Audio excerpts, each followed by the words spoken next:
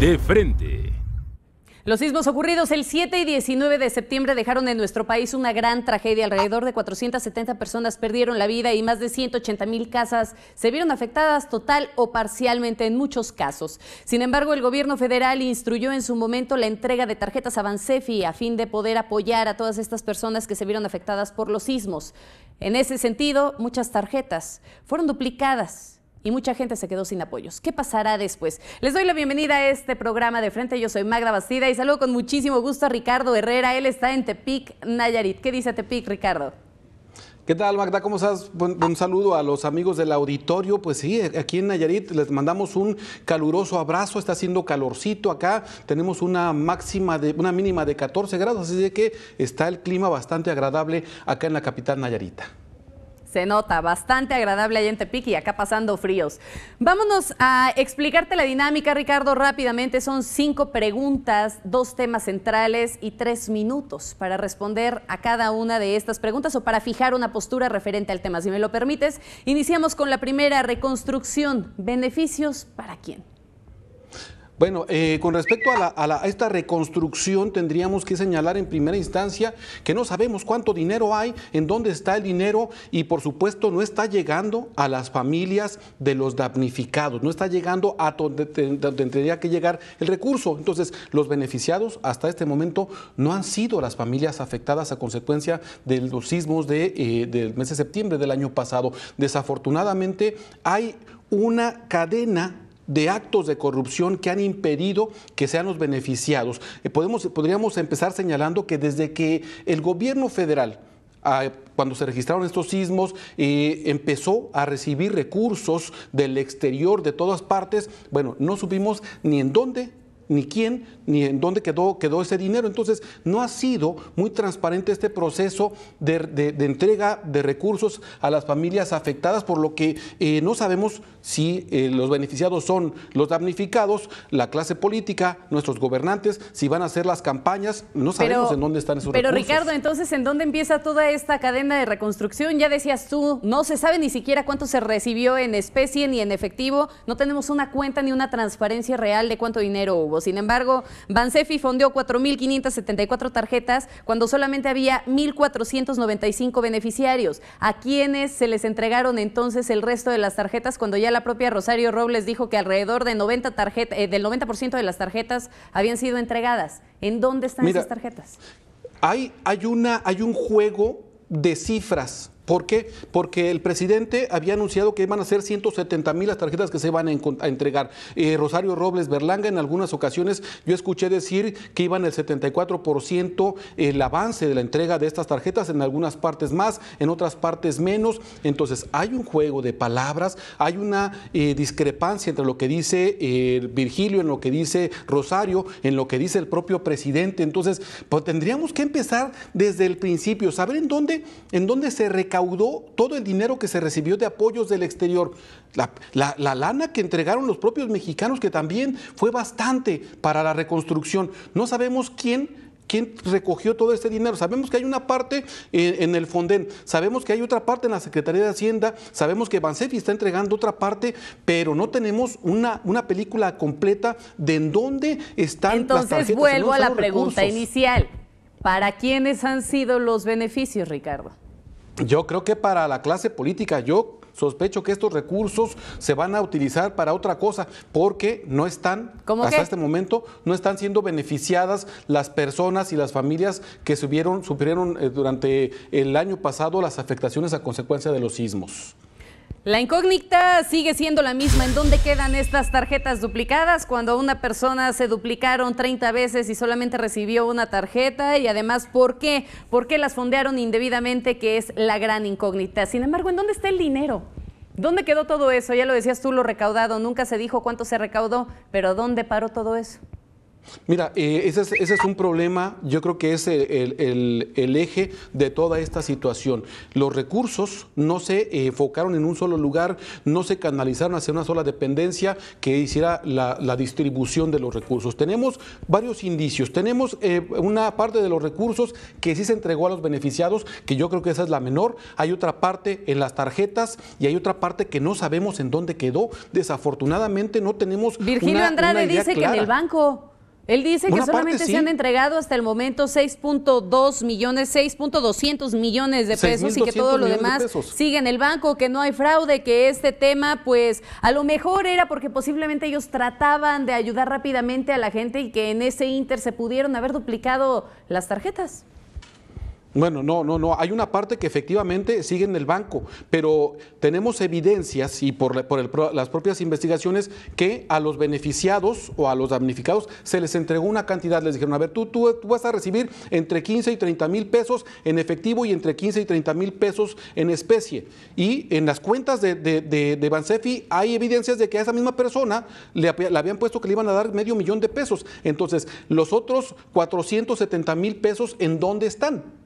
Están en las cuentas porque a la gente no se le van a entregar y además hay otra cantidad de dinero que no sabemos en dónde está, que está desaparecida. Bueno, no creo que muchos estén en las cuentas, por eso lo decía yo con ironía, ¿no? Porque incluso, de acuerdo a lo que Mexicanos contra la Corrupción ha registrado, han habido tarjetas que han tenido ya cobros en entidades lejanas que no tiene nada que ver con el sitio del beneficiario, ¿no? Entonces, a mí me parece realmente absurdo que una tarjeta logre clonarse 30 veces a nombre de una misma persona y que no lo hayan detectado. No estamos en la época de piedra como para que el sistema no les haya arrojado que había una tarjeta o una sola persona con 30 tarjetas diferentes. A ver, mira, el secretario, ¿verdad? Virgilio, bueno, el titular Virgilio anunció que no había sido un error, que no había un ilícito atrás de toda esta situación. Sin embargo, hay que destacar dos o tres cosas. Mira, él no es nuevo en la función pública, ¿verdad? Ya fue funcionario, ya fue secretario, había sido titular en diferentes instancias, entonces tiene mucha experiencia como para que le haya ocurrido un error de este tipo.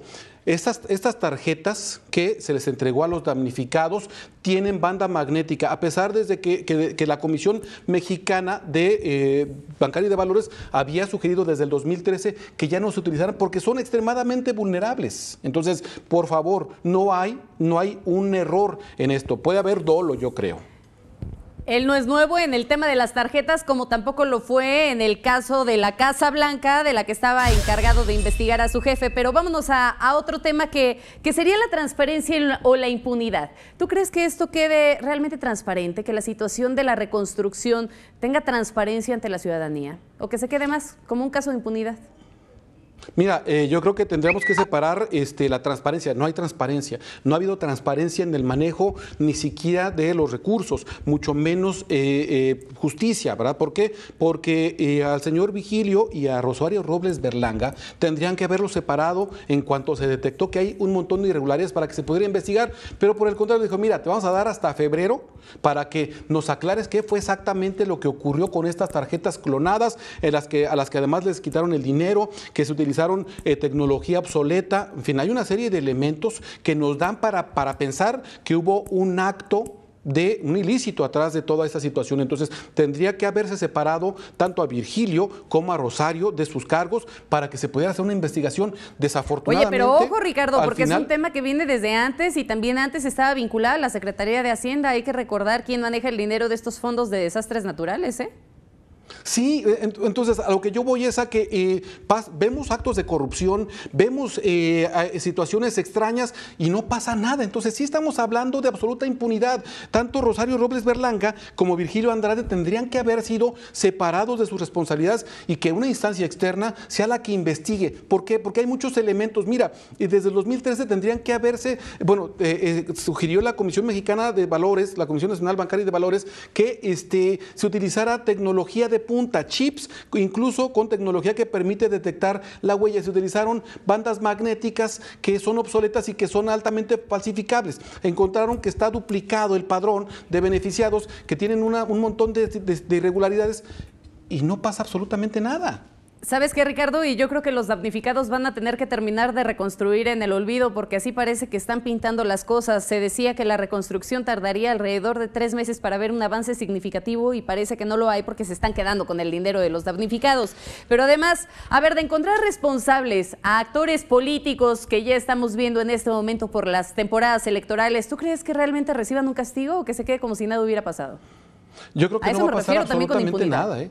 No, no va a pasar nada. Desafortunadamente no va a pasar nada con estas personas y lo peor es que los damnificados se van a quedar, unos sin recibir su tarjeta, otros recibiendo tarjetas con recursos a medias porque les clasificaron sus daños como parciales cuando son totales, se les valuaron más las casas. Entonces, parte de ese recurso nunca va a llegar a los damnificados y se va a quedar en alguna cuenta de algún funcionario y si te descuidas a lo mejor hasta para las campañas electorales. Yo creo que esto fue planeado y no vamos a tener responsabilidad en ninguno de estos involucrados, ni en Virgilio ni en Rosario Robles. No pueden colgarse de la tragedia, porque tal parece que en México, pues el robarle a los más pobres no es un delito grave. Así como se están pintando las cosas, tiene que haber justicia en este tema de las tarjetas y no quedarse como en un caso más de impunidad, sobre todo cuando hay tanta gente que hoy sigue sin un techo. Pero vámonos a otro caso que también involucra asuntos de corrupción. Y es, ¿quién miente en el caso de Chihuahua? ¿La Secretaría de Hacienda o Javier Corral, quien ha señalado casos de corrupción y desvío de recursos para fines electorales?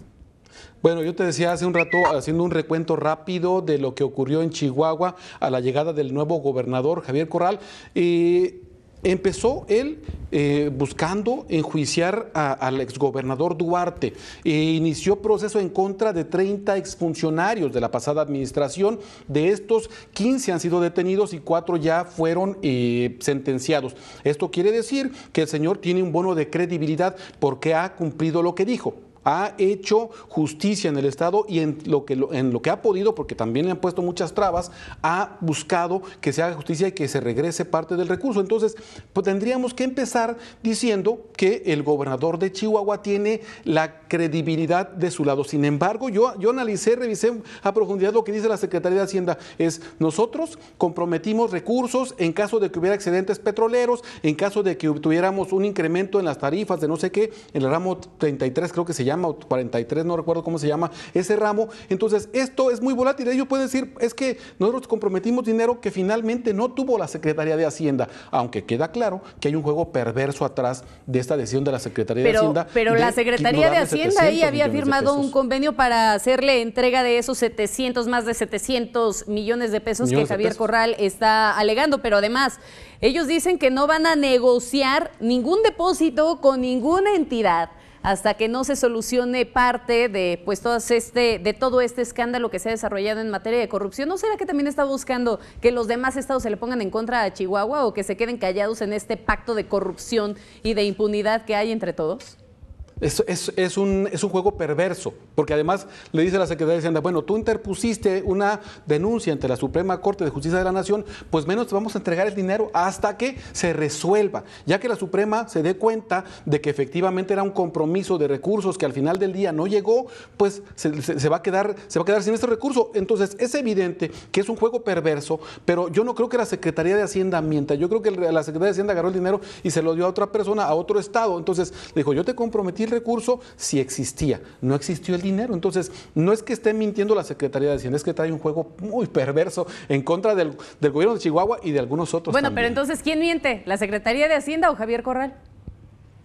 Yo no creo que ninguno mienta. Lo que pasa es que cada quien tiene su perspectiva de la verdad, digámosle así. Es evidente que hay un juego, pero no le quitaron dinero que ya tenía, le quitaron dinero que le iban a dar. Eso no se lo digo. Pues yo no creo que Javier Corral mienta desde el momento en el que tenga las pruebas en la mano, ¿eh? O sea, mientras él tenga las pruebas, tenga los testimonios y tenga las cajas fuertes de César Duarte en donde se demuestra y hay documentos que acreditan la entrega de este dinero con fines electorales, entonces yo realmente no creo que haya una mentira de por medio. Hay miedo de por medio y muchos se están quemando. Eso es lo que les está dando miedito. Pero, ¿qué va a pasar entonces con todo esto? ¿Es estrategia electoral por parte de Javier Corral? Sí, yo creo que Javier Corral fue reportero, fue comunicador, entonces tiene un feeling específico para los medios de comunicación. Yo creo que si tuviéramos que ser estrictos, él presentó su denuncia ante la Suprema Corte de Justicia de la Nación, presentó las evidencias ante la PGR para que se solicite la extradición de Duarte. Hasta ahí tendría que dejar este asunto legal en lo legal, pero anunció una rueda de prensa la semana pasada con muchos actores políticos. Ayer inició una caravana hacia la Ciudad de México. Yo creo que por supuesto, está aprovechando la situación para llevar agua a su marino. Yo creo que sí es un asunto político, electoral, tomando como base lo que había ocurrido ya atrás. Entonces, ¿sabes qué? La realidad, y vamos a ser bien honestos, Ricardo, porque en la actualidad, incluso una marcha, si no tiene los reflectores de los medios de comunicación, nadie les hace caso. La realidad es que si él no lo hacía público, no iba a tener impacto para que verdaderamente se investigara el caso y seguramente se iba a quedar guardado en un cajón. Realmente pues salió a decir las cosas. Pero además yo creo que el hecho del hartazgo social y la crisis que estamos viviendo en el país, pues ha llevado a que tenga un mayor reflector. Sí, estamos en temas electorales, sí, estamos en este ciclo, pues sí, pero si tú me dices que entonces el señalar asuntos de corrupción es una estrategia electoral, también lo estaríamos pensando entonces de Mexicanos contra la Corrupción, que está señalando lo de las tarjetas de Bansefi. Claro que no. A ver, yo creo que señalar la corrupción no es un tema con fines electorales. El asunto de la corrupción denunciada ante las instancias federales, por un lado ante la Suprema Corte de Justicia de la Nación y en otro ante la PGR, son una situación. La rueda de prensa posterior, esta caravana, yo creo que sí tiene fines político-electorales. Yo creo que hay que separarlo muy claramente. El utilizar a los reflectores para encabezar esta caravana a la Ciudad de México, yo creo que ya tiene tintes electorales. Y reconozco en el gobernador de Chihuahua una persona congruente, pero me parece que o sea, tú concretamente lo estás diciendo que es como para desacreditar a mí. O sea, el hecho de que él se manifieste y que haga una caravana es para desacreditar a mí. Su molino. Bueno, está llevando en medio del proceso electoral 2018, políticamente, esto es oro molido. Entonces están capitalizando todas las irregularidades que hay, que sí existen, para utilizarlas mediáticamente y llevar, por supuesto, agua a su molino. Yo sí creo que hay un fin político electoral atrás de esta movilización y esta mediatización de la situación en Chihuahua. Yo lo que creo es que este caso podría ser el descubrimiento de un esquema grande, un esquema histórico de corrupción que, como lo decía la propia Carmen Aristegui, ¿no? Así empezaron casos como los de el Lavajato en Brasil o también la Operación Manos Limpias en Italia. Casos en donde se descubrían verdaderas situaciones de corrupción, redes de corrupción en el gobierno que a lo mejor nos podría llevar a evitar incluso casos como los que se presentaron con otros gobernadores más, ¿no? Y ahora se dice, así se alimentan los partidos políticos.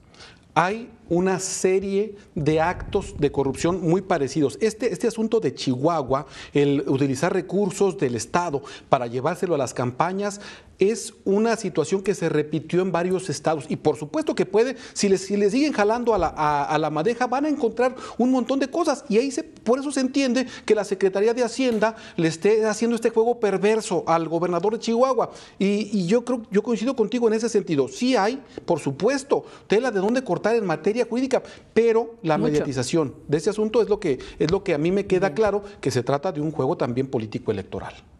Pues Ricardo, hay sin duda mucho que esperar todavía del caso de Chihuahua. En el momento en el que se encuentra el país realmente es de debilidad. En este momento México, la sociedad en general, está viviendo un hartazgo tremendo y habrá que ver qué es lo que se desenlaza con todo esto. Sin embargo, queda puesta el dedo en la llaga. Ya están señalados los asuntos de corrupción y la forma en la que podría estar actuando el gobierno federal a través de la Secretaría de Hacienda, de la triangulación de recursos, que ese es un punto importante, y el manejo de recursos. Pues muchísimas gracias, Ricardo, por habernos acompañado hoy. Y sería importante que en este momento se revisara, porque bien, estamos iniciando el proceso electoral 2018 y se desvían muchísimos millones de pesos. Entonces sería importante que el gobierno federal se pusiera a trabajar también en ese tema. Muchos millones de pesos que son los que están en juego ahora en el proceso electoral y sin embargo también este será un punto que no se debe de dejar pasar por alto en las elecciones del 2018. Tendrá que ganar aquel que tenga las manos limpias o que en dado caso salga mejor librado. Muchísimas gracias, Ricardo, pero sobre todo gracias a usted como siempre por el favor de su presencia. Yo soy Magda Bastida. Que pase una excelente noche.